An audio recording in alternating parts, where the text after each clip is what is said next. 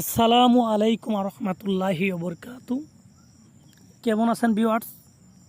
আশা করি আল্লাহ পাকের রহমতে সবাই ভালো আছেন। আমিও আলহামদুলিল্লাহ আপনাদের দোয়ায় ভালো আছি।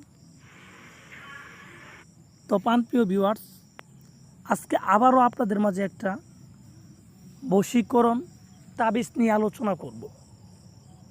তো কিভাবে একজন মেয়েকে আপনার জন্য পাগল করে দিবেন, আপনার প্রেমে দিওয়ানা করে দিবেন, এরকম একটা তাবিজ নিয়ে আজকে আমি আলোচনা করব এবং এটা আপনাদের আমি সুন্দরভাবে বুঝিয়ে দিব যে কিভাবে প্রয়োগ করলে বশীকরণের তাবিজ কিভাবে প্রয়োগ করলে কাজ হয়।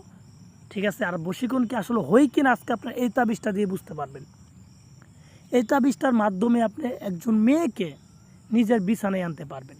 আপনার মনের যে ইচ্ছা আছে, গোপন ইচ্ছা যদি থাকে, সেটা আপনি পূরণ করতে পারবেন এই তাবিজটার মাধ্যমে। আর এই তাবিজটা কাজ করবে অনেক দূরের ব্যক্তি প্লাস কাছের ব্যক্তি। কাছের ব্যক্তিকে তো কাজ করবেই, এবং সেই ব্যক্তি যদি দূরে থাকে, যত দূরে থাকুক না কেন, তাকেও আপনি বশ করে আপনার কাছে আনতে পারবেন।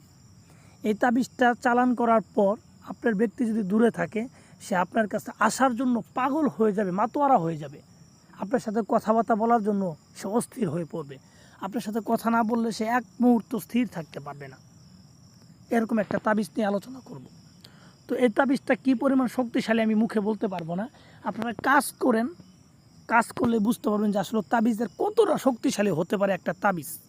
এটা আপনাদের প্র্যাকটিক্যালি প্রমাণ আপনারা পেয়ে যাবেন গা, শুধু আপনারা নিজেরাই যদি করেন। তো ভিউয়ার্স, আমি কথা বাড়াবো না।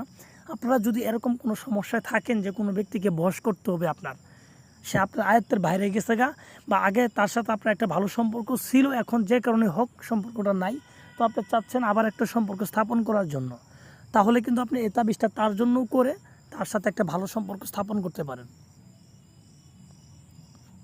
তো ভিউয়ার্স, যাদের অভিজ্ঞতা আছে তারা নিজেরাই করেন, আর যাদের অভিজ্ঞতা নাই তারা যদি আমার সাথে যোগাযোগ করতে পারেন, আমি আপনাদের কাজ করে দিতে পারবো, কোনো সমস্যা নেই।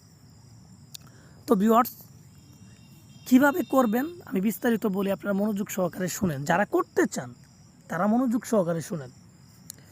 প্রথমত এই তাবিজটা লিখতে হবে যে সামনে আগরবাতি মোমবাতি জ্বালায়ে পশ্চিম দিক মুখ করে আপনি বসবেন, আসন সাজাবেন, আর সামনে আগরবাতি মোমবাতি এগুলো তো দাঁড়ায় নেবেন। ধরে নেওয়ার পর আপনার এই তাবিজটা লেখার জন্য প্রয়োজন হবে সাদা পাতা। সাদা যে কোনো পাতাতেই এই তাবিজটা লিখতে পারবেন, এবং তার জন্য কালির প্রয়োজন হবে কাম সিঁদুর। কাম সিঁদুরের সাথে গোলাপ জল মিশ্রিত করে একটা কালি বানাবেন। গোলাপ জল মিশ্রিত কালি বানায় আপনি সাদা পাতায় এই তাবিজটা নদীর পাড়ে বসে লিখবেন। আপনার মাত্র 2টা তাবিজ লিখবেন, অধিক লিখতে হবে না, 2টা তাবিজ এরকমভাবেই লিখবেন। লেখার পর তাবিজের নিচে আপনার নাম, আপনার বাবার নাম, এবং যে মেয়েকে বশ করতে চান তার নাম,